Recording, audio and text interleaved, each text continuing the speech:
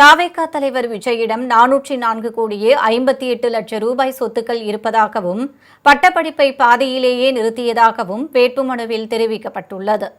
தாவேகா தலைவர் விஜய் பெரம்பூர் தொகுதியில் தனது வேட்புமனுவை இன்று தாக்கல் செய்தார். இதனையடுத்து வேட்புமனுவில் உள்ள விவரங்கள் வெளியானது.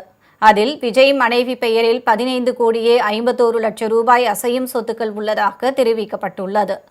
சாலிகிராமத்தில் உள்ள இந்தியன் ஓவர்சீஸ் வங்கி கிளையில் 213 கோடியே 36 லட்சம் ரூபாய் சேமிப்பு கணக்கில் இருப்பதாகவும், இந்திரா நகர் ஆக்சிஸ் வங்கி கிளையில் 5 கோடியே 79 லட்சம் ரூபாய் வைப்பு தொகையாக வைத்துள்ளதாகவும் குறிப்பிடப்பட்டுள்ளது. கொடைக்கானலில் 2 எஸ்டேட்டுகள் இருப்பதாகவும் 110 சவரன் தங்க நகைகள் உள்ளதாகவும் தெரிவிக்கப்பட்டுள்ளது. முன்னதாக பெரம்பூரில் பிரச்சாரத்தை தொடங்கிய விஜய், வரும் சட்டமன்ற தேர்தல் ஒரு தலைமுறைக்கான தேர்தல் என்று கூறினார்.